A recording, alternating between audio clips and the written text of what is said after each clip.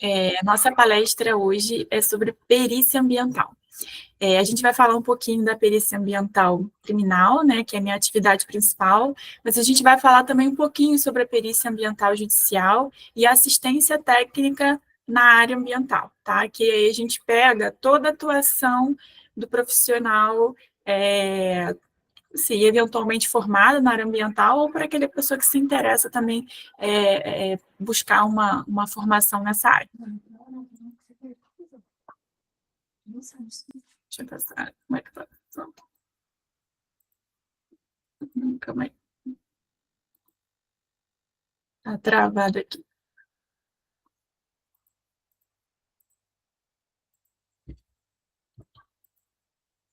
Passou para vocês? Não, doutora.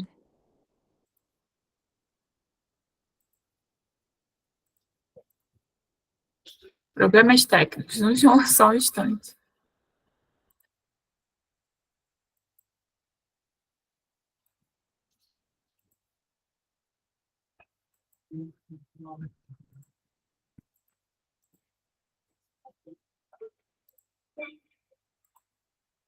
Oi? Agora passou. Ah, tá. Desculpa, gente. Então, meu nome é Carolina de Souza Moés. A minha formação, né? Como é que eu fui parar, assim, na área ambiental? Eu fiz formação técnica em meteorologia pelo Cefet, foi aí que eu conheci, tive contato a primeira vez com a ciência ambiental, né? Através da meteorologia. Eu me graduei em engenharia ambiental pela Universidade Federal Fluminense, em 2013. Fiz mestrado em saneamento ambiental na Universidade Federal do Rio de Janeiro, terminei em 2019, e a minha ênfase foi na área de poluição atmosférica, eu trabalhei com dispersão de poluentes atmosféricos. E em 2015, eu me tornei perito oficial da Secretaria de Polícia Civil do Estado do Rio de Janeiro, né? O concurso foi em 2013, a gente tomou posse, a gente fez academia em 2014, e em 2015 eu tomei posse. Então, dentro da perícia criminal, eu tive atuação, tenho, né, na minha carreira aí, 3 lotações. Minha primeira lotação foi em Resende, na cidade de Resende, no posto de polícia científica de lá. Depois eu fui para o posto de Campo Grande, que eu fiquei de 2016 até 2022. E aí, em 2022, eu fui lotada no serviço de perícias da CIDPOL, do Instituto Carlos Éboli, e a gente faz atendimento às delegacias especializadas que ficam localizadas na cidade da polícia. Pela minha expertise, eu atuo principalmente junto à Delegacia de Proteção ao Meio Ambiente, né? Mas, assim, eventualmente, quando a gente precisa de apoio a outras delegacias, né, os peritos lá se dividem para atender essas delegacias, de acordo com as suas especialidades, mas, eventualmente, também a gente sai um pouquinho da especialidade e faz perícias mais genéricas, vamos botar assim, tá? Eu também atuo como perito judicial do Tribunal de Justiça aqui do Estado do Rio de Janeiro, em áreas, em temas ligados, né, à área ambiental, perícias judiciais que têm a ver com a área ambiental, e também leciono como instrutora, como professora, nos cursos preparatórios da Bioforense. Não sei se alguém já teve a oportunidade de fazer algum curso preparatório lá, para a área de perito, enfim, para IBAMA, ICMBio, etc. Como é que vai ser a nossa apresentação, né? Eu dividi em alguns tópicos, então a gente vai falar um pouquinho sobre os aspectos jurídicos da prova pericial, talvez vocês em outras palestras já tenham visto um pouquinho como é que funciona isso, mas para quem não viu, eu vou fazer uma pequena revisão. Vou falar um pouquinho sobre a perícia judicial e assistência técnica, para quem ainda não está familiarizado com essas áreas de atuação, com essas possibilidades de atuação. E eu vou entrar na questão da perícia criminal ambiental, como é que funciona, como é que a gente atua, né? Para isso, a gente precisa ver os aspectos teóricos, né? A gente precisa ver a legislação ambiental, né? E a competência concorrente dos entes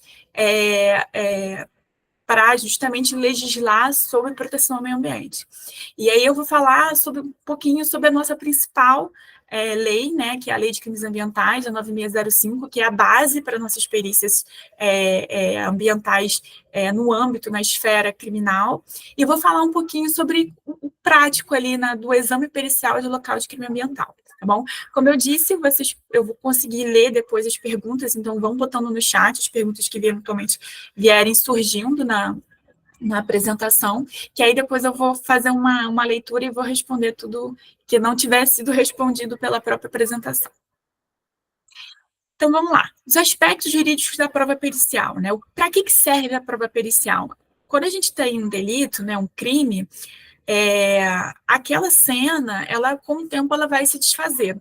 Então, o papel da perícia é perpetuar aquilo no tempo, né? Você materializar, tornar aquilo material, uma coisa que é efêmera, né? Que foi aquela situação que aconteceu, que vai se desfazer com o passar do tempo, mas você vai tornar aquilo, entre aspas, eterno, ou seja, você vai documentar o que aconteceu para que aquilo possa ser revisto, revisado, enfim, analisado com o passar do tempo. Então, o que a gente utiliza, né, para a gente, como se fosse a base para a gente responder as perguntas que vão ser feitas, né? É o epitâmetro de quintiliano, que é o que, onde, quando, como. A perícia, ela busca responder essas respostas. A gente consegue responder tudo? Sempre? Não, né? Muitas vezes a gente não vai conseguir responder quem, né? Então, a gente não consegue dar, muitas vezes, já a autoria, né? Daquilo que aconteceu, quando a gente chega no local, principalmente crime ambiental. O crime ambiental ele tem uma particularidade, é mais difícil você ter um flagrante, né? Mas pode acontecer. Então, assim, o nosso trabalho é justamente documentar o que, onde, quando, para que aquela cena possa ser desfeita, mas seja documentada, seja devidamente documentada e perpetuada ao longo do tempo, né? Então, a gente fazer essa caracterização, né, isso eu vou trazer sempre para o olhar ambiental, a gente fazer a caracterização do que você está enxergando ali naquela cena do crime ambiental é fundamental para entender qual vai ser o procedimento a ser seguido, né? Então, o que é o procedimento, na verdade? Assim, muitas vezes o delegado ele vai tipificar o crime de acordo com o que você constatar no seu laudo. Então, pode acontecer, por exemplo, de você ser chamado para um local que teve um desmatamento, mas você chega lá e também tem um crime de poluição, né? Então, isso vai ser relevante para a autoridade policial fazer a tipificação correta. Né? Então, como é que funciona no âmbito criminal? A gente tem um registro de ocorrência feito na delegacia, né? Essa delegacia ela faz uma solicitação de perícia de local, né? A equipe responsável ela é acionada. A partir daquela apuração inicial ali, é instaurado um inquérito para fazer essa apuração, né? Ali a gente pode também ter atuação ou do próprio perito que atendeu ao local do crime, ou outros peritos com outras expertises, com perícias complementares ou subsidiárias. Então, por exemplo, se eu tive um local de poluição, eu tive uma perícia de local, eu fiz uma coleta de amostra, essa amostra ela vai ser enviada para o setor responsável, e aí você vai ter uma outra perícia, um outro exame que vai subsidiar o seu laudo de local, né? Que vai ser, obviamente, anexado a esse inquérito junto com o laudo da perícia de local. E aí esse inquérito, eventualmente, vai virar um processo, né, na esfera criminal, na esfera civil, administrativa, e aí a gente sabe, né, que na esfera ambiental, na esfera criminal, a gente tem só uma parte, né, da apuração, autoria, o crime ambiental em si. Mas, quando você tem uma infração ambiental, você pode ter infrações administrativas, e você pode ser punido também na esfera civil e na esfera administrativa. Então, esse processo, você também pode ter perícias complementares. Então, o juiz, o Ministério Público pode pedir também novas perícias, né, para subsidiar agora, nessa etapa, o processo. E aí a gente tem lá no final, né, enfim, um veredicto, né, se é culpado ou inocente. Então, a perícia, ela está lá desde que aconteceu o fato, né, até o final do processo. Ela pode ser requisitada desde do primeiro momento que foi constatado que houve um crime até o final. Então, o perito criminal, ele pode ser chamado para depor, ele pode ser chamado para dar novos esclarecimentos, né? Então, assim, a gente realmente não é só auxiliar da polícia, da autoridade policial, nós somos auxiliares da justiça mesmo, porque a gente está em todas as etapas, né? E aí, o que diz o Código de Processo Penal, né? Vocês já devem ter visto isso, assim, exaustivamente. Lá no artigo 158 diz que sempre que a infração deixar vestígios, será indispensável o exame de corpo de delito, direto ou indireto, não podendo suprir a confissão do acusado. Então, a perícia, ela está aqui. Se houve vestígio, a perícia é fundamental. Né? Então, no artigo 159, diz que o perito oficial é portador de diploma de curso superior. Então, o que a gente tem dentro, né, nas polícias civis, na Polícia Federal, a gente tem a carreira de perito oficial, né, e aí cada estado vai ter as suas exigências, né, os seus critérios, né, alguns aceitam tecnólogo, outros só bacharelado, né, ou licenciatura, enfim, cada estado tem discricionariedade nesse ponto para decidir quais são as formações que são aceitas e quais são os cursos, né, aceitos, mas sempre um oficial, um perito oficial vai ser um graduado, né, vai ser um graduado, vai ser uma pessoa formada, né, com curso superior, né. A gente vê muito pouco isso hoje em dia, né, o perito ad hoc, a figura do perito ad hoc, né, porque antigamente você não tinha a perícia tão estruturada, tão especializada, então era comum você ter a atuação de peritos ad hoc, eles eram nomeados, 2 pessoas, para fazer o exame, e 2 pessoas que tinham conhecimento naquela área para fazer o exame. Mas hoje em dia todos os estados têm, né, suas polícias científicas ou polícias civis com peritos oficiais nos seus quadros. Né? Outra coisa, assim, o Código de Processo Penal fala que o exame de corpo de delito também pode ser feito a qualquer dia e qualquer hora. Então, assim, quem não gosta de trabalhar de madrugada, esquece perícia criminal. Porque muito provavelmente você vai ter que trabalhar de madrugada, principalmente que para quem atende perícias de locais genérico, né? Eu, por exemplo, em Resende, em Campo Grande, eu sempre trabalhei com escala, né? Escala 24 horas, então você pode ser acionado realmente a qualquer dia, qualquer hora. A perícia de meio ambiente, ela tem uma pequena particularidade, geralmente se prefere fazer à luz do dia, porque dependendo da situação, você não consegue ter visibilidade, né? Assim, você não consegue ter luminosidade suficiente para enxergar, mas pode acontecer. Eu já fui acionada para crime ambiental de noite, né? Era uma construção irregular, enfim, dava para fazer, mas, por exemplo, um incêndio florestal, vai ser muito difícil você conseguir identificar a origem, a direção, etc., no escuro, no breu, né? Então, esses exames seriam muito prejudicados à noite. Então, se prefere aguardar amanhecer para poder ir até o local. Tá. E aí, o que é o corpo de delito, né? O corpo de delito, né, é justamente todo aquele conjunto de vestígios que são deixados pelo crime, né? Então, um corpo de delito, no caso do crime ambiental, é justamente o meio ambiente, né? Vai ser o solo, vai ser a água, né? Vai ser a vegetação que foi removida, e você tem aqueles restos de troncos, enfim. Aí cada crime ambiental, né? A gente tem crimes de maus tratos, então podem ser animais, a gente tem tráfico de animais, então cada tipo de crime ambiental vai ter seu próprio conjunto, né, de vestígios que são muito característicos, né? E aí, genericamente, a gente tem marcas, pegadas, impressões, rastros e etc., que é isso que vai ser o foco, né, do olhar do perito quando chega no local. E aí, falando um pouquinho sobre a perícia judicial e assistência técnica, né? Que são 2 possibilidades de atuação para quem é formado na área ambiental e que pode atuar, né, junto ao sistema de justiça.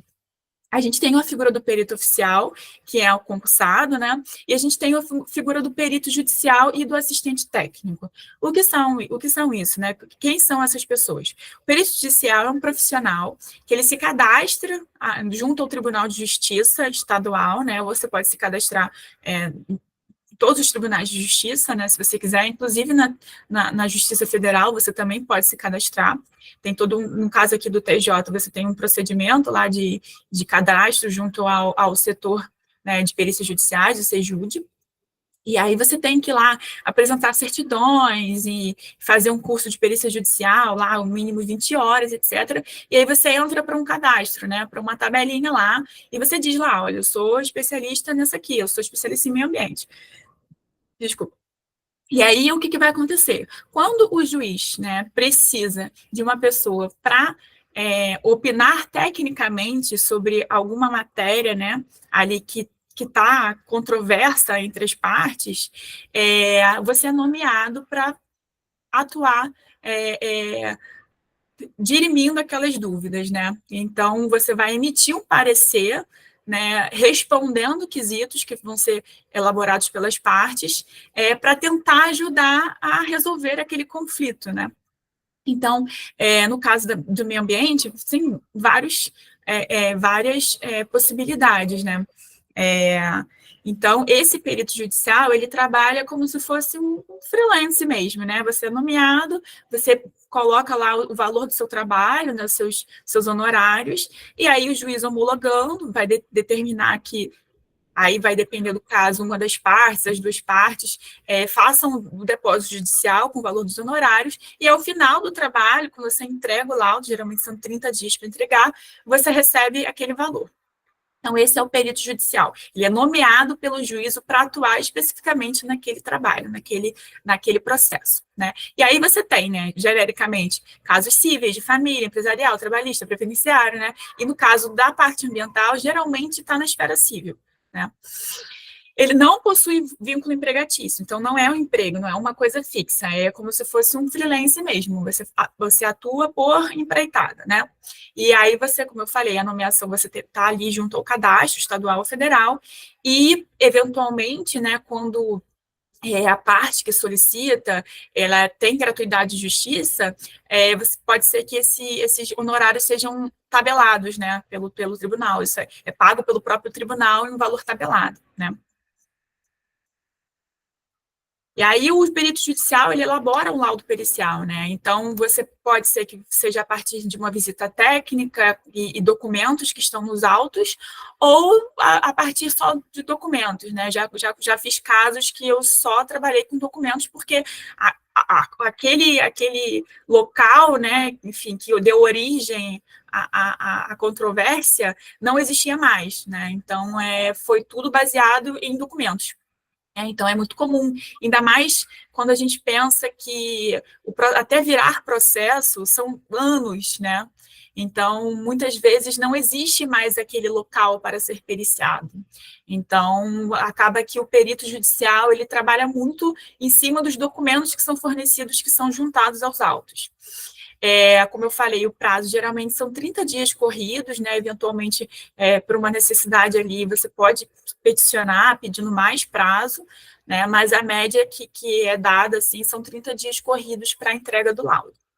E aí, o que é o assistente técnico? O assistente técnico, como diz o nome, ele vai assistir alguém, ele vai assistir uma das partes. Né? No caso, ele vai ser contratado por uma das partes para justamente fazer essa defesa técnica. Então, o advogado, ele é profundo conhecedor da área jurídica, mas ele não sabe muito de meio ambiente, né? Eventualmente pode acontecer de ser um advogado formado em meio ambiente também, mas é a minoria. Então, ele vai precisar de um intérprete, né?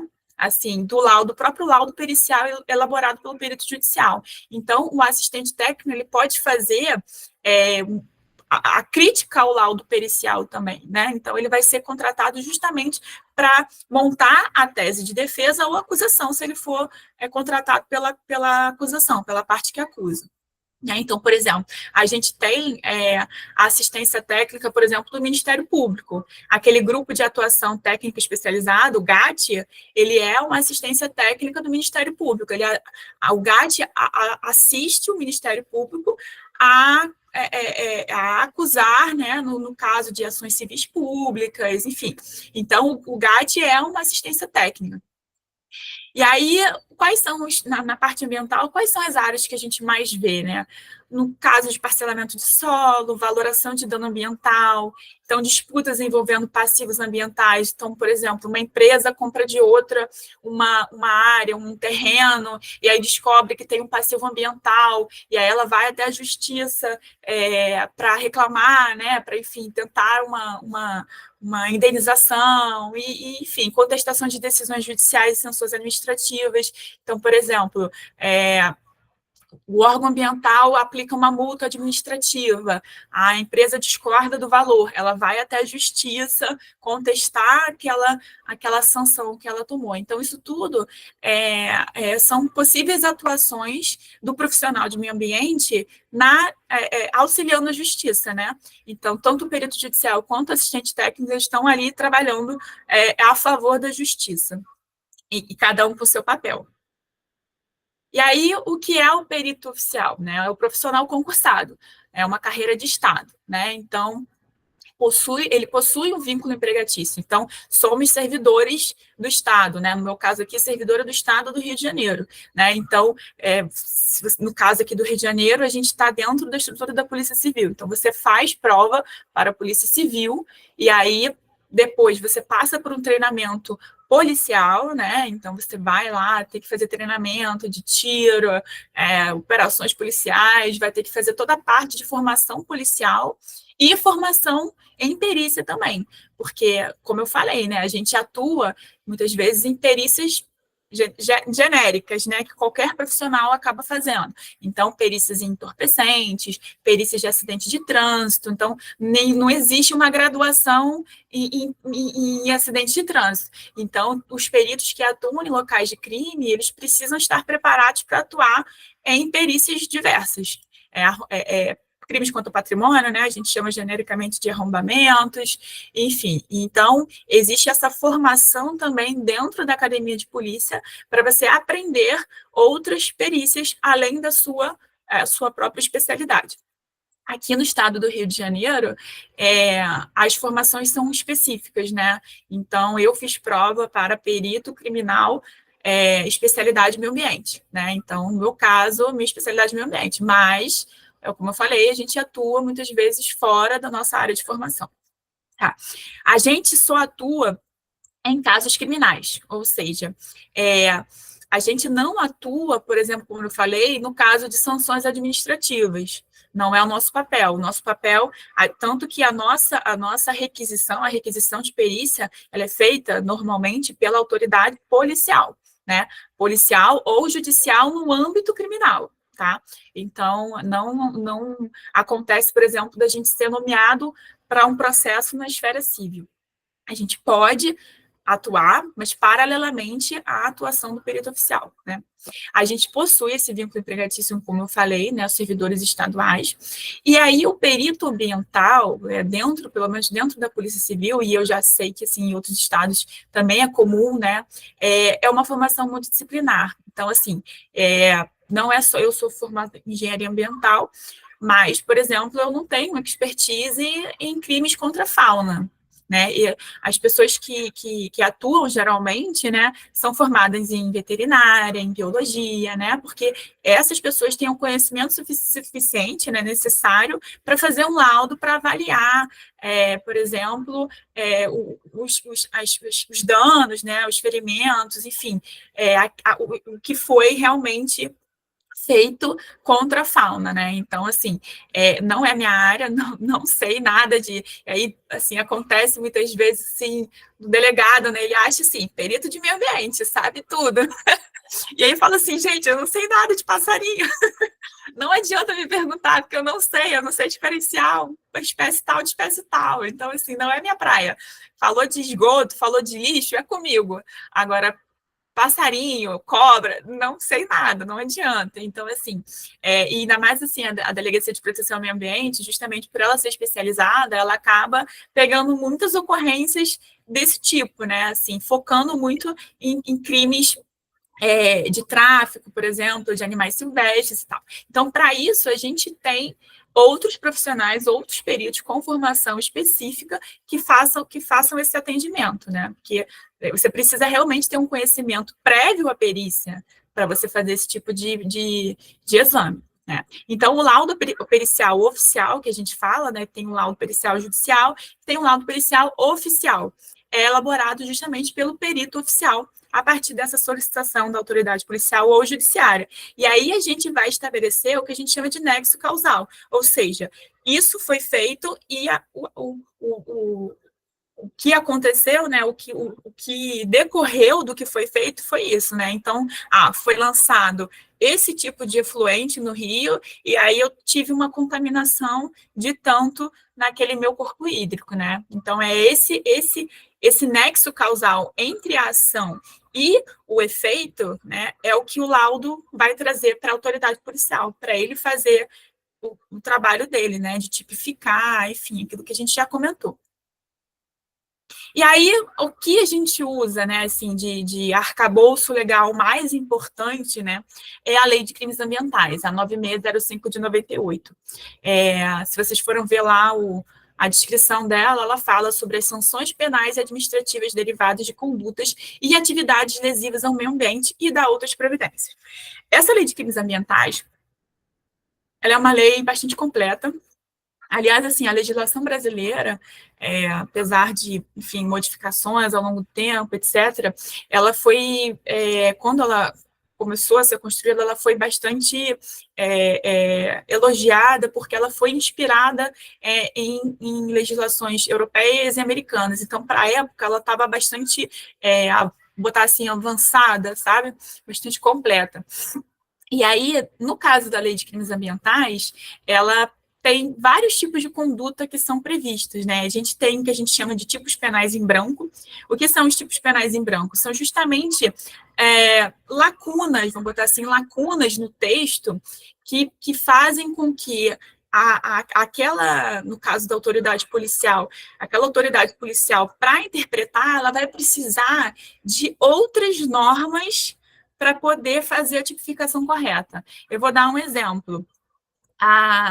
O crime de poluição. O crime de poluição, ele fala genericamente, causar poluição que cause não sei o que, lá no artigo dela. E aí, quando você vai ver, mas quais são os padrões estabelecidos? Porque ele cita lá padrões estabelecidos. Mas quais são os padrões estabelecidos? E aí você vai ter que ir em outra norma, né, no caso, uma resolução, uma outra norma para poder conseguir encaixar aquela conduta naquela tipificação. Então, você tem muitos tipos penais em branco, e isso muitas vezes é uma crítica que é feita pela doutrina, porque ela não como ela não é tão exata, ela não é tão específica, ela acaba deixando mais em aberto para a interpretação, né, de quem está lendo ali, do jurista que está lendo, e acaba dando margens, né, a uma interpretação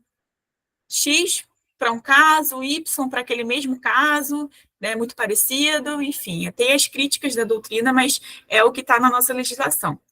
A gente também tem os crimes de danos ou perigo concreto, né, ou seja, ali você realmente consegue constatar que houve aquele dano, houve aquele perigo, né, e a gente tem os crimes de perigo abstrato, ou seja, aquela conduta não causou necessariamente um dano, mas colocou em risco, né? Então, você não necessariamente precisa provar o dano concreto, mas se você simplesmente aquela conduta de colocar em risco já é crime por si só. E tem os crimes de mera conduta, né? Que, ou seja, você não precisa ter o resultado. Se você se portar, se você tiver aquela conduta, você já está incorrendo crime, né? Um exemplo clássico é você obstar ou dificultar a fiscalização. A fiscalização aconteceu, mas só o fato de você dificultar, aquilo dali já é considerado um crime. E aí a gente tem 8 capítulos, né, na Lei de Crimes Ambientais. O principal para a gente é o capítulo 5, que é justamente a tipificação dos crimes contra o meio ambiente. Né? Então, você vai ter crimes contra a fauna, contra a flora, poluição e outros crimes ambientais, crimes contra o ordenamento urbano e patrimônio cultural e crimes contra a administração ambiental. A gente vai passar rapidinho por cada um desses, assim, e eu vou trazer alguns exemplos, né? É, dos crimes contra a fauna. A gente vai ter lá no artigo 29, matar, perseguir, caçar, apanhar, que são crimes ligados à fauna silvestre, né? Então, é muito comum a gente ver esse tipo de crime nas feiras, né? Assim, existem, pelo menos aqui, não sei se são todos do Rio de Janeiro, mas aqui no Rio de Janeiro a gente tem algumas feiras que são conhecidas por venderem esse tipo de animais. Então, geralmente, a DPMA ela atua fazendo fiscalização nessas feiras para verificar se existe licença, né, uma autorização para fazer a comercialização daquele animal, enfim, para ver se não tem nenhuma espécie, né, ali que é ameaçada de extinção, por exemplo. Por isso que, nesse caso, os peritos que são especializados nessa área vão junto, né, nessas operações para justamente fazer a constatação desse tipo de crime, né? Então, aí tem também introduzir espécie animal no país sem um parecer técnico oficial favorável, né? E você também tem um crime que acontece muito, infelizmente, que é praticar ato de abuso, maus tratos, ferir ou mutilar animais silvestres, domésticos ou domesticados, nativos ou exóticos. Então, é o crime de maus tratos, né? Infelizmente, a gente vê, eventualmente, nas notícias, né, que, enfim, foi encontrado uma casa com um monte de cachorro, né, ou de gato, em clara desnutrição, né, com ferimentos, etc. Né? Então, eu já fiz um caso desse. Esse aqui foi algumas fotos cedidas por um colega que faz a parte de feiras, né, de animais. Então, ele me cedeu essas fotos. Então, esses animais estão acondicionados em gaiolas muito pequenas, em situação de estresse, muitas vezes, né? Então, isso é crime ambiental. Esse aqui fui eu que fiz, foi um local, enfim, eu fui chamada para outra coisa, mas pude constatar também maus tratos, né? Eram muitos animais, eram mais de 40 cachorros, desnutridos, machucados, em total condições assim de higiene assim, horrorosa, e, enfim, triste, né? Porque os animais estavam até bastante agressivos, né? Então, isso é muito comum, a gente vê esses animais muito estressados, muito agressivos, né? Porque é pouco alimento, né, que era oferecido, enfim. E aí, dos crimes contra a flora, né? A gente vai ter aí, que a gente vê muito aqui no Rio de Janeiro, geralmente, é justamente a supressão de vegetação nativa, muitas vezes em área de proteção, e aqui no nosso caso, no estado do Rio de Janeiro, a gente está dentro do bioma da Mata Atlântica, e aí a gente tem até uma legislação mais específica, né, saiu errado aqui, tá, gente, é 2006, uma lei específica sobre a Mata Atlântica, então a gente tem uma proteção especial, porque é um bioma que sofreu muito, né, a gente tem um percentual muito baixo hoje de remanescente, né, de Mata Atlântica, então a gente vê muito isso, a supressão de vegetação nativa para fins de construção, principalmente na Zona Oeste, né? Quando eu trabalhava em Campo Grande, a gente tinha muita ocorrência de supressão de vegetação, né? Obviamente irregular, para a construção, né? Então, uma área de milícia, e a gente já conhece a história, né? Milícia construindo, enfim. Então, é muito comum a gente fazer esse tipo de local de crime, em que você tem supressão de vegetação nativa, de floresta mesmo, e, eventualmente você já tem ali o início de uma construção, né? Então, muitas vezes, quando se constata, já teve ali a supressão da vegetação e está numa fase de construção, ou já levantada, a gente vê muito aqui no Rio de Janeiro também, ali na área da Muzema, né? A gente vê eventualmente nos jornais e tal, falando sobre construções irregulares, com supressão de vegetação nativa. E lembrando que no caso de ser uma unidade de conservação, você tem ali um artigo específico falando sobre as unidades de conservação. Então, já aconteceu comigo também, eu acho que tem até uma fotinho aqui. Esse caso aqui, foi aberto como se fosse uma estrada mesmo, dentro do Parque Estadual da Serra Branca, ou seja, dentro da área de proteção mesmo, foi aberto um acesso, né, para dentro, assim, foram alguns quilômetros que eu percorri documentando esse acesso que foi feito, esse acesso irregular, né? Entraram com uma reta escavadeira e foram tirando a vegetação para chegar lá no meio. Se iam construir, eu não sei, mas felizmente a Polícia Ambiental, né, da PM, conseguiu, através de denúncias, constatar e eu acho que não avançou.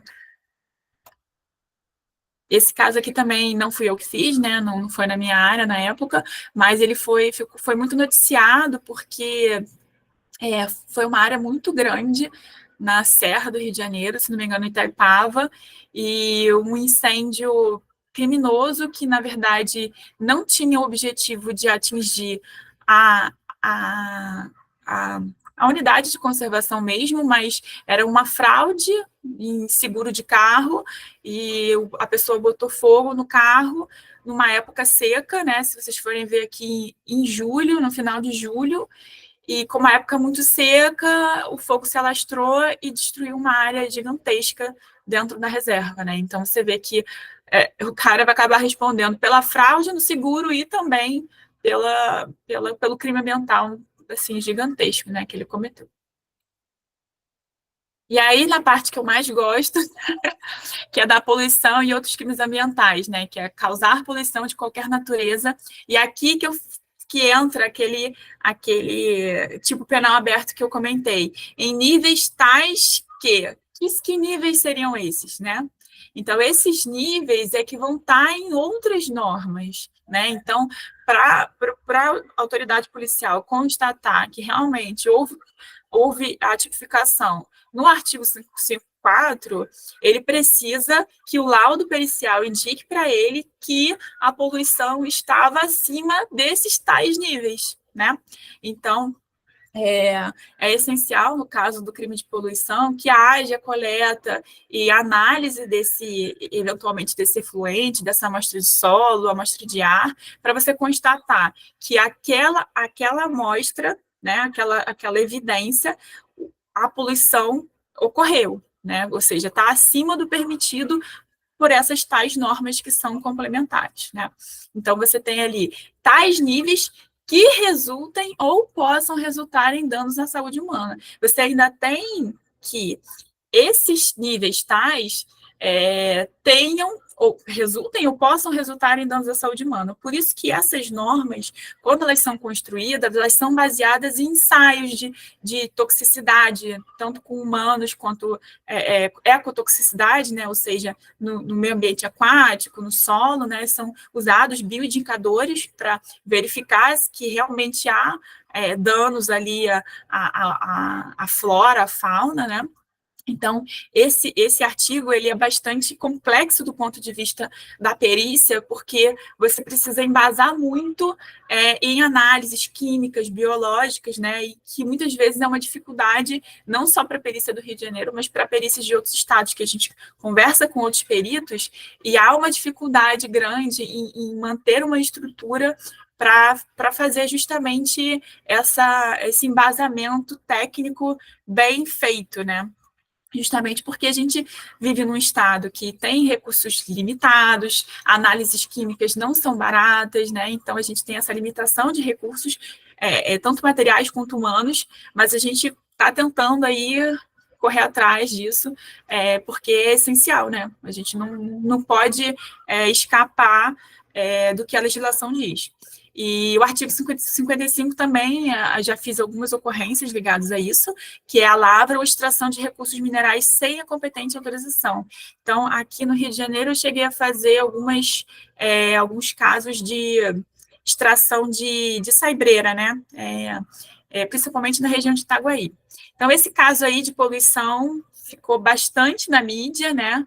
Que foi o caso da interrupção do abastecimento de água aqui no Rio de Janeiro, que foi com o aparecimento daquela espuma no Rio Guandu. Eu participei de uma das diligências, então eu participei desse caso, e foi um caso, assim, bastante repercussão, né, porque foi lançado algum tipo de material que continha, enfim, algum sabão, detergente, alguma coisa assim, que fez que causou essa espuma, né? E aí a Delegacia de Proteção ao Meio Ambiente foi atrás de tentar identificar qual foi a origem, né, desse material. Outro crime de poluição aqui, que é muito comum ainda, infelizmente, né, é a deposição irregular de resíduos, né? No caso aqui é um lixão. É um caso também que eu fiz recentemente, não vou comentar porque ele está em andamento, mas infelizmente tem muitos municípios que ainda têm lixões, né? E há bastante tempo, já desde 2010, que foi lançada a Política Nacional de Resíduos Sólidos, que houve um compromisso de encerrar os lixões, mas infelizmente ainda tem lixões no estado do Rio de Janeiro, e é uma poluição extremamente danosa, né? Porque o chorume, né, o percolado, o lixiviado que é gerado, ele é bastante... ele tem um potencial poluidor muito grande, né? Então, ainda mais quando a gente pensa que ali pode ter também resíduos perigosos no meio, né? Pilhas, lâmpadas, etc. Então, é um crime que, infelizmente, a deposição irregular de resíduos, no geral, ainda é bastante comum. Alguém falou alguma coisa? Não. Esse aqui é um outro caso que eu também participei, que foi o vazamento de um tanque que continha óleo, um óleo residual, que é utilizado para coprocessamento. E esse óleo, o tanque rompeu, aconteceu uma chuva forte, a bacia de contenção rompeu também, e aí o óleo saiu descendo morro abaixo e chegou até um rio que abastece uma cidade inteira. E aí foi um caso de repercussão também, e houve contaminação do rio, né, obviamente, e foi um dano muito grande também, né? Esse caso também ainda está em andamento, não vou comentar muito mais. Em relação aos outros crimes, né, que tem lá, da poluição e outros crimes, o fazer o funcionário a afirmação falsa ou enganosa. Então, nós, funcionários públicos, servidores públicos que atuamos, tanto na esfera civil, na esfera criminal, na esfera administrativa, a gente tem um compromisso com a verdade, né? A gente tem fé pública, então o que a gente produz de documento, ele tem fé pública, né? Ele tem uma verdade ali, pelo menos teórica, né? Então, a partir do momento que o funcionário faz uma afirmação falsa ou enganosa, ele está cometendo um crime. Aí, no caso, um crime ambiental.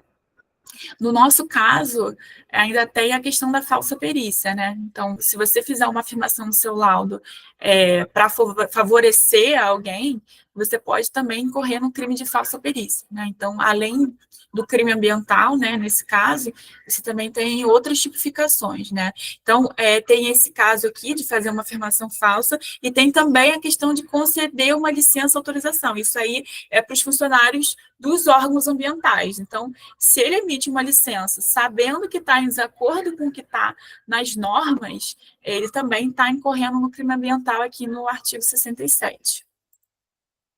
E aí a gente teve esse caso aqui, lamentável também, que nossa autoridade máxima na época, né, o ministro Ricardo Salles, ele fez uma pseudoperícia, né? Ele não tinha nem competência para fazer isso, competência no sentido estrito da palavra, ou seja, não competia a ele fazer esse tipo de trabalho, né? E sim ao IBAMA, enfim, aos fiscais, e ele liberou, né, uma carga de madeira, né? Parece 40 mil toras, e liberou um material que não tinha origem legal, né? Que não tinha origem regular. Então, ele tipificando, não sei se realmente isso acabou, enfim, dando continuidade, né, nessas investigações, mas ele aqui, ele muito provavelmente incorreu nesses crimes, né.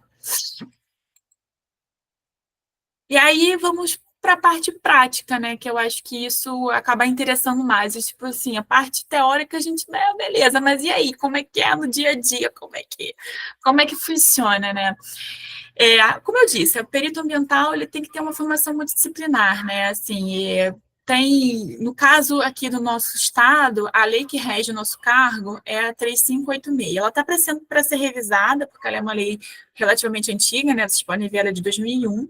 E, atualmente, para ser perito oficial no estado do Rio de Janeiro, você precisa ser formado em uma dessas carreiras aí, né? Uma dessas formações: engenharia, informática, farmácia, veterinária, biologia, física, química, economia, contabilidade, agronomia, né? Então, a gente, por exemplo, na área ambiental, a gente sente muita falta do geólogo, por exemplo. Não sei se tem algum geólogo acompanhando a gente, mas o geólogo, ele, nessa parte, por exemplo, de desmoronamentos, né, de movimentos de massa, na verdade, ele seria essencial, porque ele é profundo conhecedor do solo. Na parte de química também do solo, né? Exames em solo, ele teria bastante aproveitamento. O geólogo que é especialista também em pedras, né? Para a parte de merceologia forense.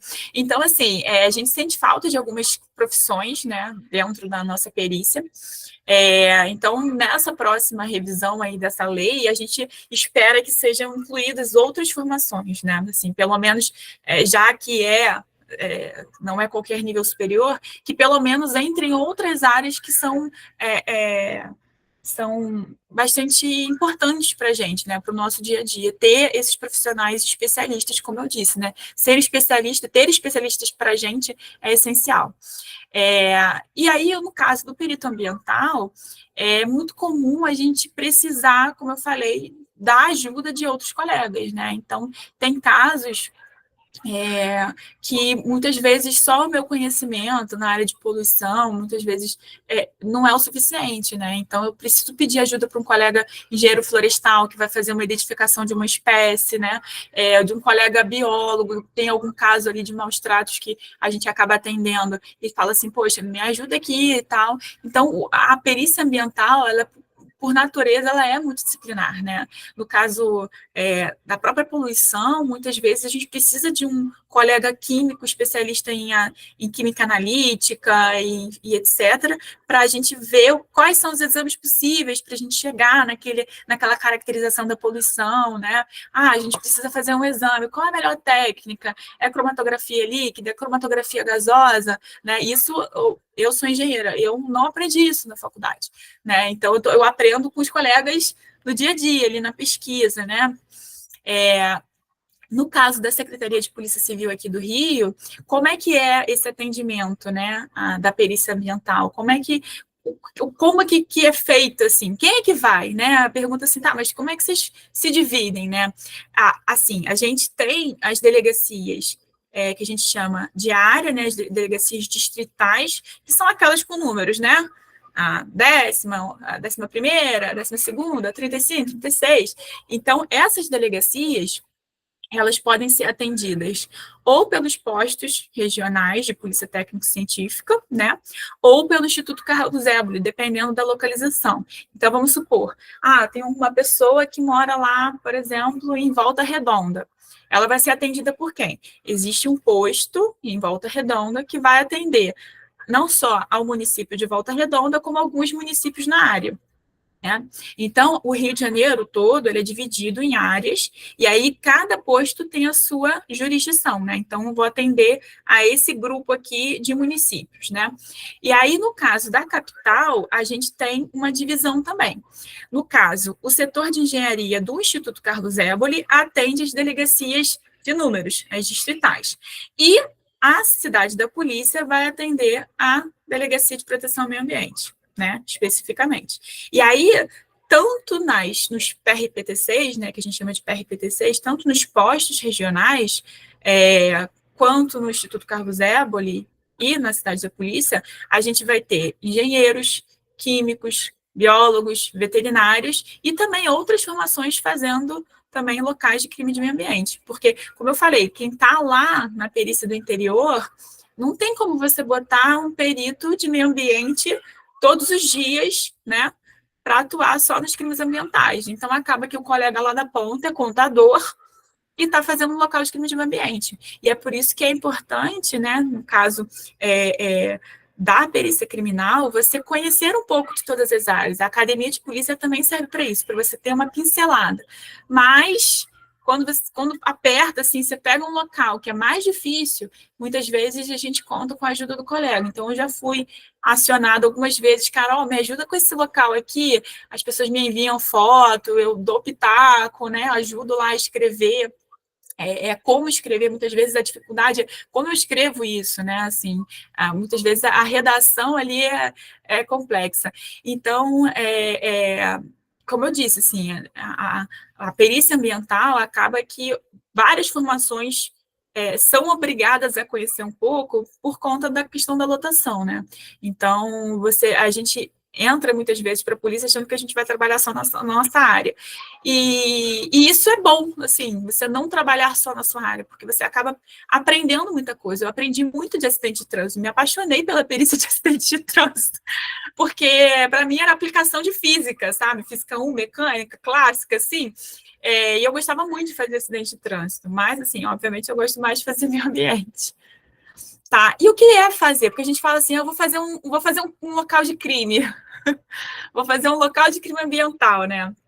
E o fazer o local, na verdade, são vários passos que a gente segue, né? A gente chega no local para fazer a perícia, mas, na verdade, a gente faz várias coisas, né? Assim, não é só chegar, vou anotar aqui, tirar foto e vou embora.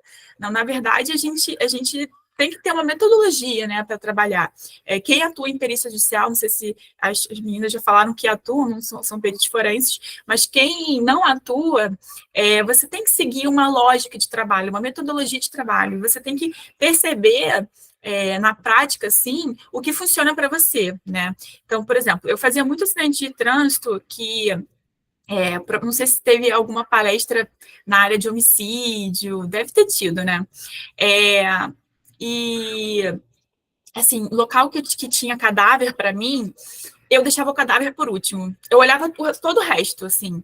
De certa maneira, era meio tenso, porque todo mundo fica esperando o perito levantar o lençol, né? Essa é a verdade.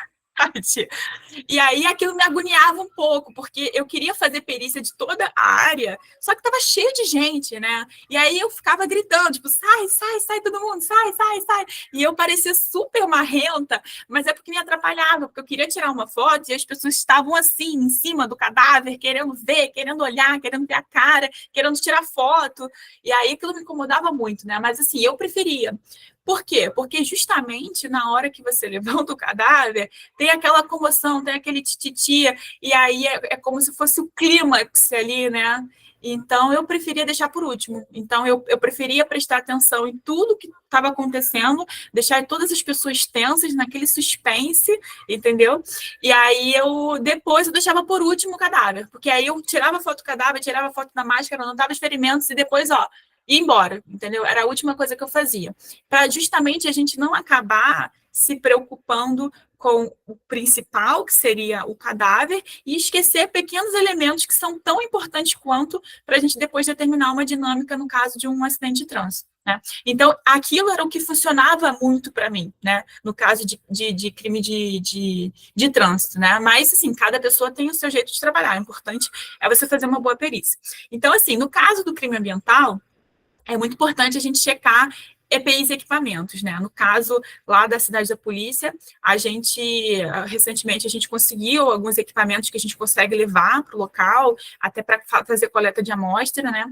Então, a gente tem que, assim, receber a requisição, como eu tenho esse contato direto com a delegacia, então, eu já chego assim, tá, mas é local de quê? Ah, é um local assim. Ah, aí eu já penso, bom, talvez tenha coleta. Então, eu vou separar a bolsa térmica, para eventualmente realizar uma coleta de solo, né, de efluente, de água, enfim.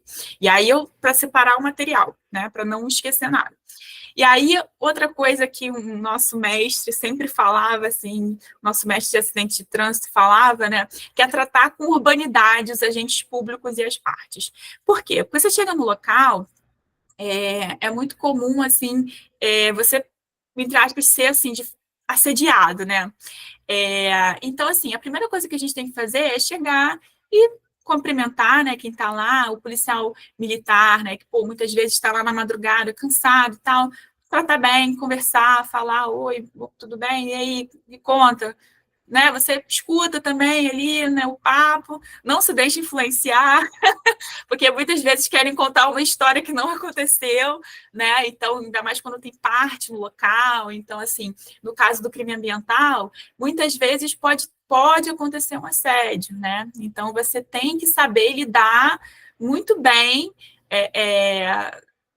e saber ouvir e filtrar muito o que você ouve, né? Isso é vou botar assim como um conselho que eu dou, sabe? Assim, de você chegar no local, ouvir, né? E saber filtrar o que você está vendo do que você está ouvindo, né? Separar bem as coisas. Aí, outra coisa, identificar, né, através da requisição pericial, o que é o objeto principal dos exames. Eu mencionei aqui, você pode ser chamado para um local de, eventualmente, supressão de vegetação, você chega lá, tem uma poluição.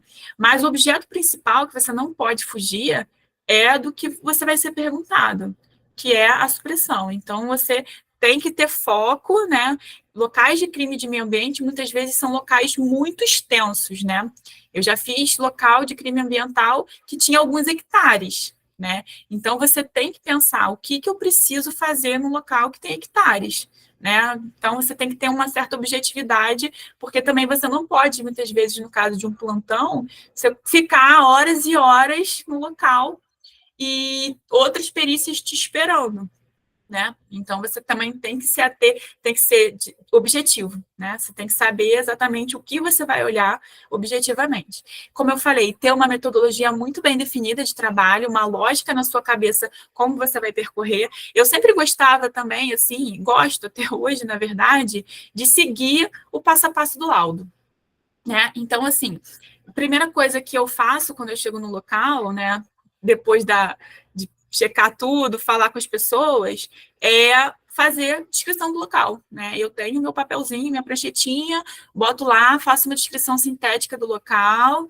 depois eu vou para as constatações, né? Depois eu olho lá dos quesitos, vejo se os quesitos já estão respondidos com as minhas constatações, depois eu vejo outros elementos que eu quero colocar no meu laudo, né? Eventualmente, por exemplo, uma câmera, tem um sistema de câmeras no número tal, no imóvel tal. Coloco que tem câmeras, coloco lá nos outros elementos e fazer a documentação das evidências. As fotografias, obviamente, a gente vai fazendo ao longo que a gente vai percorrendo o local, né?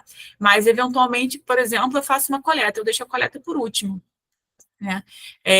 A não ser que seja uma área muito grande, né? Se for uma área muito grande, é mais fácil você ir fazendo a coleta.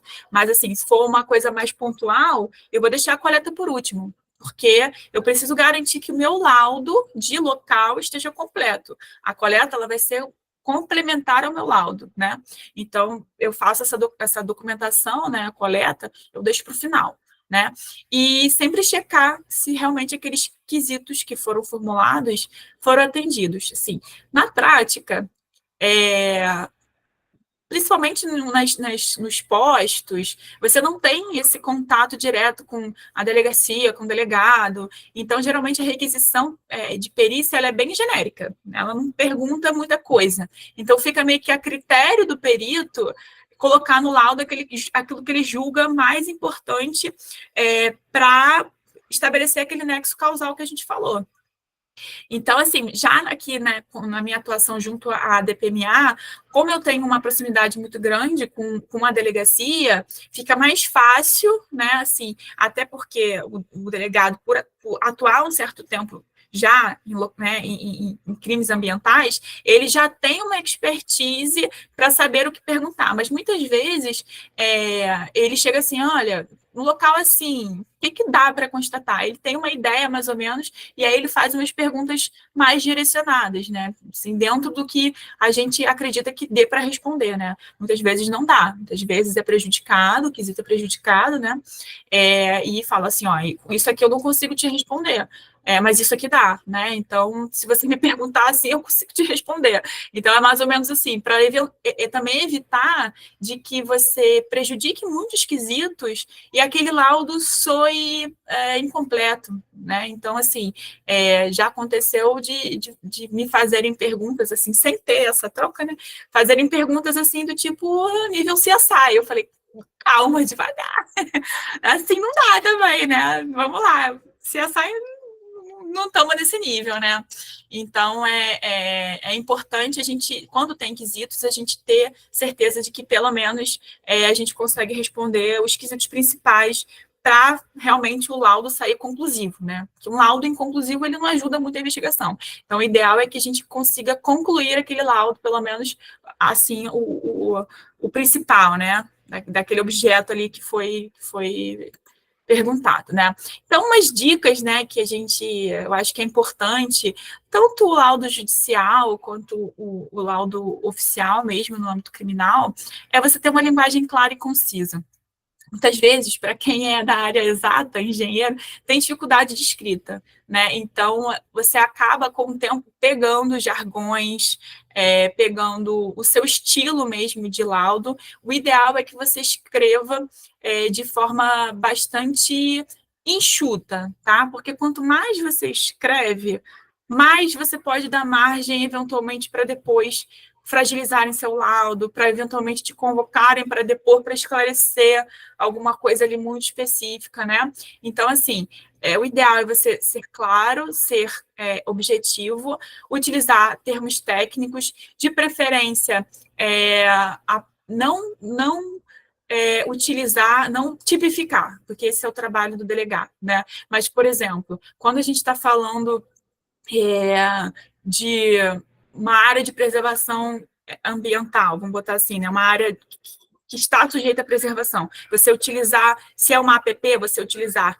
a área de preservação permanente. Se é uma unidade de conservação, unidade de conservação, né? Então, você usar esses termos técnicos que estão nas normas, né, técnicas, né, e que vai facilitar para quem está pegando o seu laudo para ler, para a autoridade policial, a autoridade judicial, para tipificar, entendeu? Porque se você usar, muitas vezes, uma linguagem muito genérica, né, uma descrição muito genérica, vai ficar difícil para quem não é da área conseguir encaixar aquilo, né?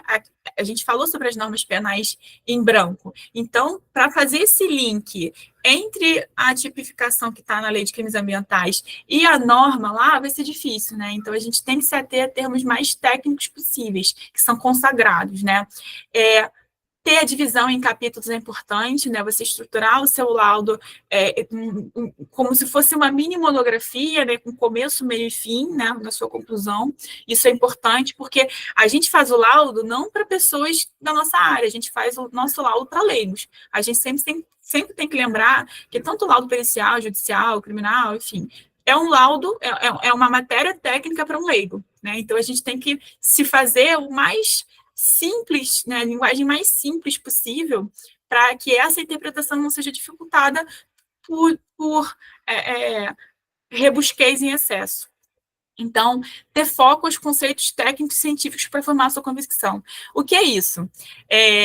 A gente não pode usar o laudo para ficar conjecturando, né? Assim, será que isso significa... Não, a gente tem que, assim... Bom, poluição, segundo a Política Nacional de Meio Ambiente, X, Y, né? São 5 linhas, de A a E. Tá nessa daqui? Não. Tá nessa daqui? Não. Tá nessa aqui? Não, não se encaixa nenhuma dessas. Então, não é poluição. Entendeu? Atividade potencialmente poluidora. Essa expressão ela é muito utilizada na área ambiental, né? Muitas coisas são do tipo, a atividade é considerada potencialmente poluidora? Aí você vai ter que ver o que é considerado atividade potencialmente poluidora. É o que está cadastrado lá, o que é sujeito ao cadastro, por exemplo, do CTF e do IBAMA. Então, isso é atividade potencialmente poluidora. Então, assim, a gente precisa ir buscar nessas normas o que é, de fato, né, aquele termo que está sendo perguntado. Porque a gente não pode ficar extrapolando o que está escrito. Tá? Esse o conselho, assim, se ater a conceitos técnicos científicos, né? E não omitir opinião ou juízo de valor. E o que é isso? A gente é ser humano, né? E aí a gente acaba, muitas vezes, se deixando levar pelas emoções que aquele local, que aquele crime suscita na gente. Então, assim, por exemplo, a gente tem um local de acidente de trânsito e a gente sabe que a pessoa bebeu e dirigiu. A gente ficou sabendo no local que a pessoa bebeu e dirigiu. Você não pode chegar no laudo, por exemplo, e dizer que a pessoa foi negligente, imprudente, imperito na direção, porque isso não é nosso papel. O nosso papel é dizer que o condutor realizou um desvio direcional à esquerda, vindo a colidir com o veículo que trafegava na via tal, entendeu? Esse é o nosso trabalho, é constatar e chegar a uma dinâmica, e ali quem deu causa ao acidente. Se ele causou o acidente porque ele estava bêbado, porque ele estava com sono, porque ele não dormiu direito, não é a gente, não é o nosso papel, né? A gente não é testemunha do caso. Né? Então, assim, o nosso papel é utilizar os elementos que estão na cena do crime para a gente formar a nossa convicção. Né? No caso do crime ambiental, eu não posso me comover se a pessoa que, né, a parte está ali, mas eu não sabia, mas não sei o quê. Felizmente, crime ambiental. Aí você vai contratar um advogado, o advogado vai chegar e vai falar que você não sabia, que você é réu primário, entendeu? Então, assim, a gente não pode se deixar levar pelas nossas emoções, pelos nossos princípios, que muitas vezes o crime ali toca numa coisa muito pessoal nossa, né? Alguma coisa que nos sensibiliza muito. Então, a gente não pode, a gente tem que ser bastante profissional e não pode deixar passar esses nossos princípios, esses nossos valores para o laudo pericial, né? Por mais que muitas vezes você, poxa, esse cara não quero ajudar ele, mas sim, ele não está errado, então paciência, é isso que acontece, justiça é isso, né? Você ser imparcial e você utilizar o seu conhecimento a favor da justiça, a favor da verdade, né? Ilustrações e croquis são sempre que possível, devem ser incluídos, né? Então, nos meus laudos de crime ambiental, eu sempre utilizo dados de imagens de satélite, eu faço ali o polígono da área que foi afetada, eu faço a quantificação da área que foi afetada ali. Por quê? Porque muitas vezes você ter, por exemplo, uma imagem de satélite no crime ambiental, eventualmente, por exemplo, supressão de vegetação, dá uma noção melhor da localização daquela área, da proximidade de uma unidade de conservação. Então, se você utiliza essas ferramentas de geotecnologias também ao seu favor, você consegue, inclusive, fazer laudos indiretos, por exemplo, né? Então, por exemplo, eu faço laudos de supressão de vegetação que ocorreram há muito tempo atrás. Hoje a vegetação já voltou, mas ocorreu o crime, vamos supor, há 5 anos, né? E a vegetação foi retirada, cresceu novamente, mas houve o crime lá atrás. Então, com as imagens de satélite, né, com histórico, você consegue materializar crimes que, teoricamente, ali você já não conseguiria se você fosse numa perícia de local, né? Então, eu utilizo muito, eu exploro muito as ferramentas de geotecnologia. As fotografias devem ser sempre utilizadas, né? Usando aquele princípio que provavelmente já falaram para você do macro para o micro, né? A gente pega uma panorâmica do local para a pessoa que está lendo o seu laudo, ela tem que se sentir no local do crime, né? Então, ela tem que sentir que está vendo o que você viu quando você chegou. E daí você andou um pouco e viu isso, e daí você viu aquilo. Então, a forma que você trabalha no seu laudo, né, com as imagens, também dá essa sensação para a pessoa que está lendo o seu laudo de progressão junto com você, né, nas constatações. Então, botar o laudo até nessa cronologia também é muito importante, porque faz o seu laudo mais compreensível, mais inteligível, mais agradável também, tá? E aí a conclusão você só pode botar uma conclusão quando você tiver a sua convicção de fato formada, né? Eu acho. Não, perito não acha. Perito tem certeza. Não sei se vocês já ouviram isso, né? Perito não acha, perito tem certeza. Se você não tem certeza, você não conclui seu laudo, né? Então, você coloca lá, limita-se, né? Cada um tem seu jargão, né? Eu boto assim, limita-se a perito às constatações do presente laudo, deixando a cargo da investigação a completa elucidação do caso. Então, cada um usa um jargão.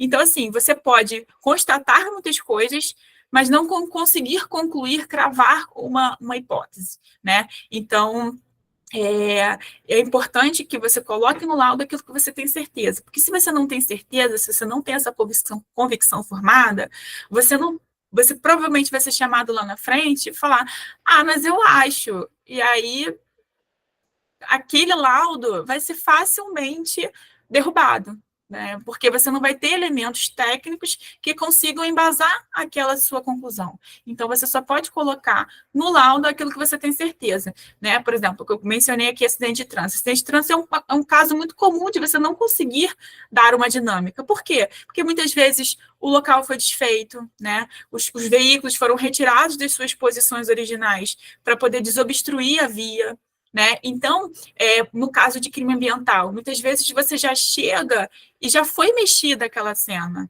né? Então, já fica mais difícil para você conseguir determinar uma dinâmica, uma causa ali. Então, você só pode realmente concluir quando você tem certeza. Mas também isso não significa que você tem que ter medo de escrever. Ah, não, vou botar isso não para não me comprometer. Então, assim, perito tem que ter culhão também. Tá, então, assim, é aquela linha tênue, assim, não, eu tenho certeza. Não, pô, eu tenho, assim, eu preciso só da resposta ali da química, mas do jeito que estava, poluição, não tem nem como aquilo dali não tá poluído, entendeu? Chega no valão, você fala assim, não, isso aqui eu, pô, vou esperar fazer um exame para dizer que tá poluído. Pelo amor de Deus, né? Tá poluído, você só precisa dizer o quanto tá poluído, mas com certeza tá acima, entendeu? Então, é esse tipo, assim, de cuidado que a gente tem que ter quando a gente faz uma perícia. E aí, as análises, né? Quais são as análises, assim? Eu gosto muito de, no caso de crimes um pouco mais complexos, fazer uma interpretação crítica dessas constatações, né?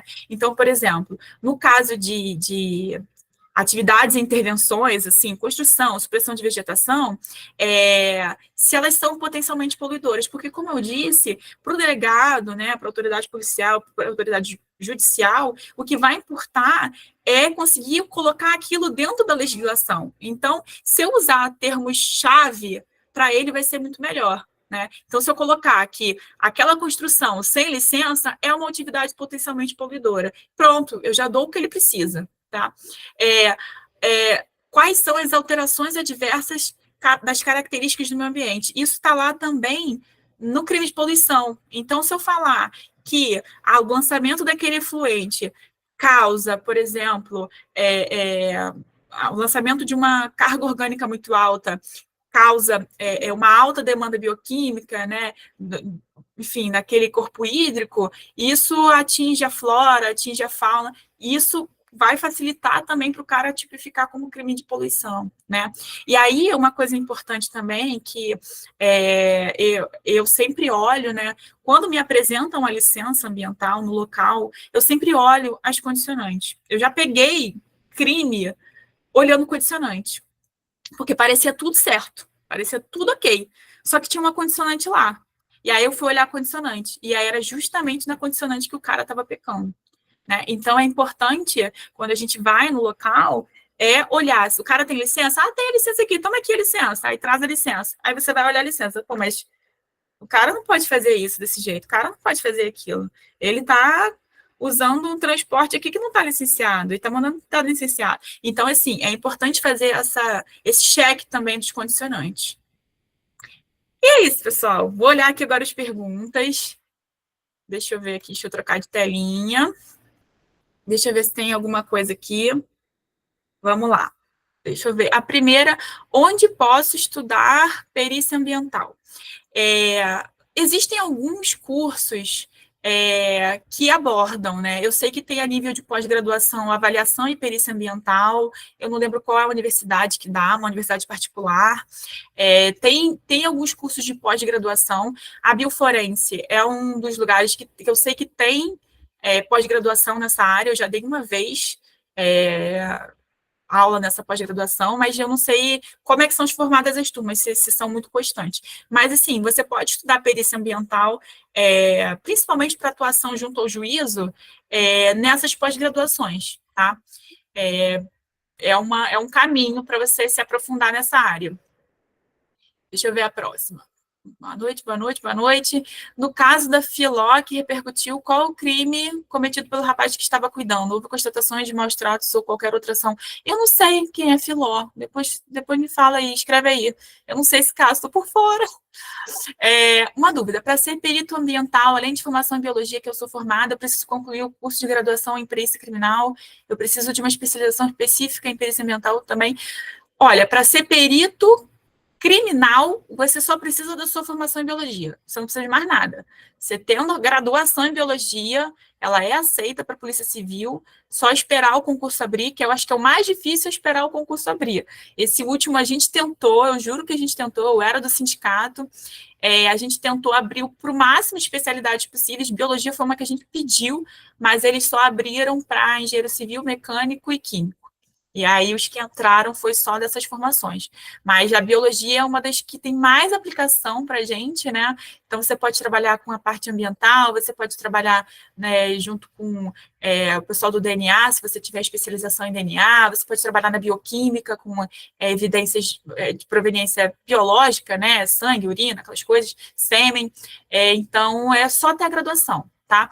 Para fazer perícia judicial, você também só precisa ter a graduação e um curso rápido de perícia judicial, tá? Também você não precisa ter, sim, óbvio que qualquer formação a mais te dá mais bagagem, mais currículo, né? Mas, assim, para atuar como perito judicial, você também não precisa de nenhum curso muito específico, só o curso de perícia judicial, para você ter uma ideia de como é que funciona. Abre concurso para perícia ambiental? Então, o meu concurso foi de 2013, né? Já vai fazer 11 anos. Teve esse ano passado que não abriu nada para meio ambiente, né? Então, só Deus sabe quando vai abrir o próximo e se vai abrir para meio ambiente. A gente espera que sim, porque, assim, concursos de 10 em 10 anos é muito ruim, né? Porque a galera da turma anterior, a anterior à minha, né, já está se aposentando. Então, a galera vai aposentando assim aos montes, né? Porque demora muito a abrir. Então, eu espero que assim, abra em breve outro concurso, entendeu? Pegando mais áreas do que só essas três que eu mencionei, entendeu? Porque a gente precisa de material humano, né? No meu concurso abriu para engenharia florestal, engenharia ambiental, engenharia agrônoma e agrícola. Aí, essas 4 engenharias poderiam concorrer à especialidade meio ambiente. Aí, biologia era outra, né? Biologia era perito, biologia. Aí só concorria a biologia. Mas, como eu falei aqui, no dia a dia, você pode acabar atuando também na perícia ambiental, sendo, por exemplo, biólogo, contador, enfim. Lidiane Adriano, sim, atuo na perícia judicial e é bem mais sucinta que a criminal.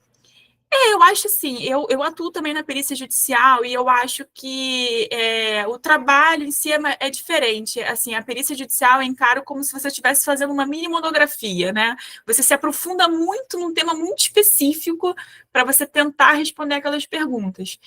A perícia criminal ela é mais dinâmica, né? Você está toda hora lidando com assuntos muito variados e se aprofundando muito pouco, porque assim, as ocorrências vão chegando, você não consegue fazer um laudo de 30 páginas, né? A Polícia Federal é assim, eles têm um caso a cada 3, 4 meses, então eles podem fazer como se fosse uma perícia judicial, se debruçar de forma profunda sobre aquele tema. A gente não tem tempo para isso, né? As ocorrências vão chegando todos os dias, então a gente tem que ser o mais sucinto possível no caso do dia a dia, entendeu? Ou, eventualmente, um laudo ou outro, que é mais complexo, que aí você fala com o delegado. Aguenta aí, que vai demorar um pouco. É um laudo de 10, 15, 20 páginas, entendeu? Acontece, mas, assim, é mais raro, tá? Não, modelo de fotos... Eu não entendi a Amélia Lins para mostrar. Vai ser impugnado o laudo. Pode apresentar vídeos. Eu não costumo gravar muitos vídeos, né, de perícia, não.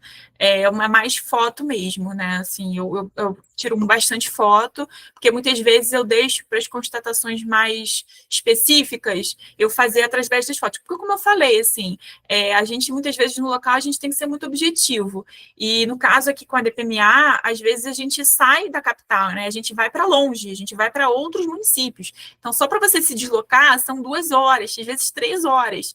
Então, você não pode fazer uma perícia muito demorada, porque são 3 horas para ir, 3 horas para voltar. Então, assim, às vezes a gente sai muito cedo, 4, 5 horas da manhã, para poder chegar no local, fazer a perícia e voltar, né? Porque a gente não costuma pernoitar, né, nos lugares. Então, acaba a gente tendo que ser o mais objetivo possível no local para não demorar tanto e conseguir voltar, né? Tem muito trabalho perito ambiental, tem, pior que tem, assim, e dependendo de quem está ali no comando da delegacia de meio ambiente, tem muitas frentes de trabalho, muitas frentes, assim, as equipes, as próprias equipes, né, da delegacia se dividem em temas, né, então tem a galera lá que trabalha só com os animais, né, e aí essa galera que costuma sair com biólogo, veterinário, tem outra equipe que costuma fazer mais os crimes de poluição. Então, são várias frentes, né? Você acaba tendo que meio que escolhendo ali, porque além das denúncias que chegam diretamente para a Polícia Civil, os registros de ocorrências que são feitos na delegacia diretamente, você também tem as denúncias da Polícia Ambiental que chegam, né? Através de disque denúncia, etc. Então, vai acumulando coisas para serem apuradas, né? Então, realmente, você tem ali o Estado inteiro como jurisdição. Então, realmente, é bastante trabalho. No caso da perícia criminal, né, que eu estou falando. Fora as perícias judiciais, né? Enfim. Se fizermos laudos enxutos, não deixaria uma brecha para um possível assistente técnico comentar se significa do nosso laudo?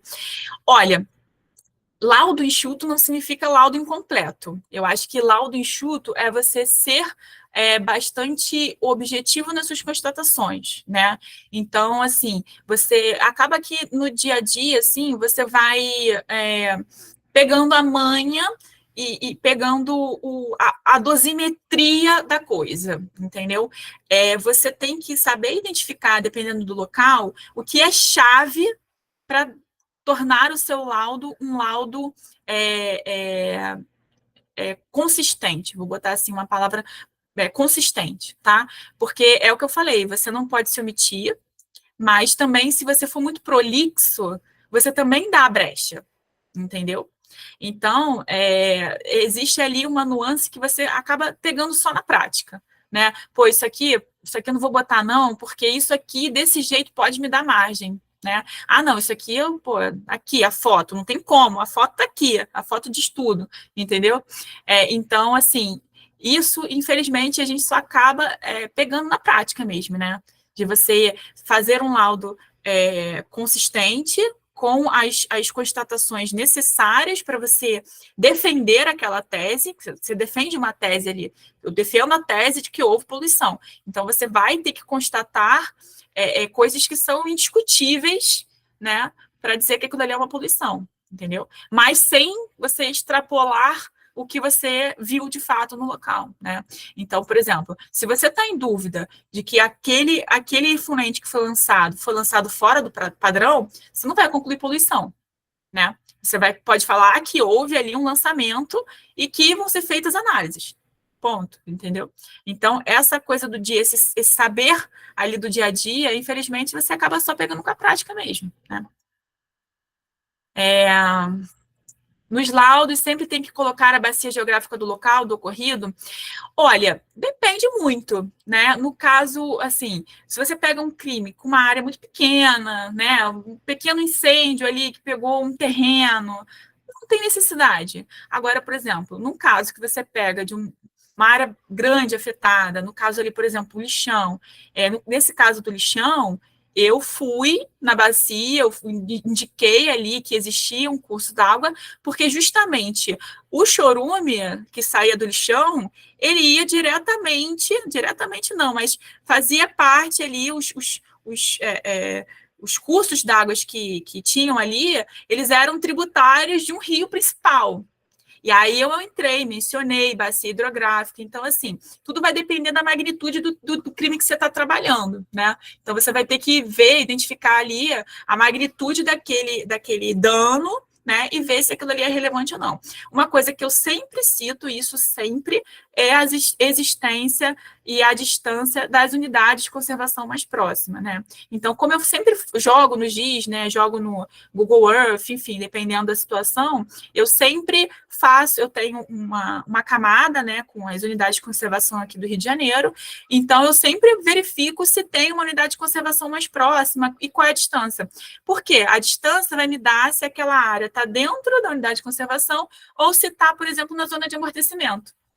Né? E essa zona de amortecimento, ela pode estar sujeita a certas restrições de atividade que vai ser importante ali na minha constatação.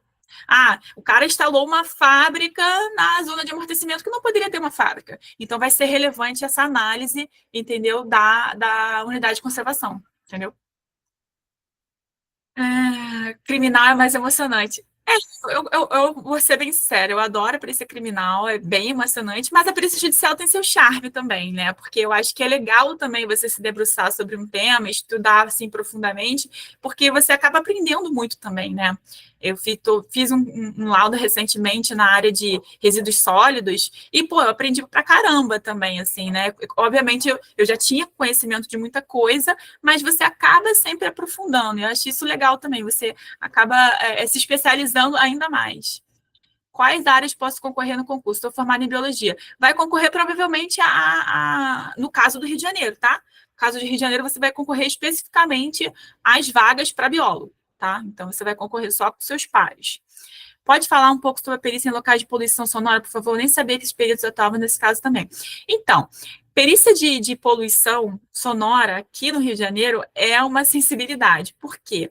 Porque a gente não tem sonômetro, tanto na engenharia quanto na cidade da polícia, a gente não tem sonômetro, ou medidor de pressão, né, sonora, e assim, para ter força legal, ele tem que estar adequado à última ABNT, né, que teve uma revisão e tal. Então, são poucos lugares que têm já esse equipamento de acordo com a última ABNT.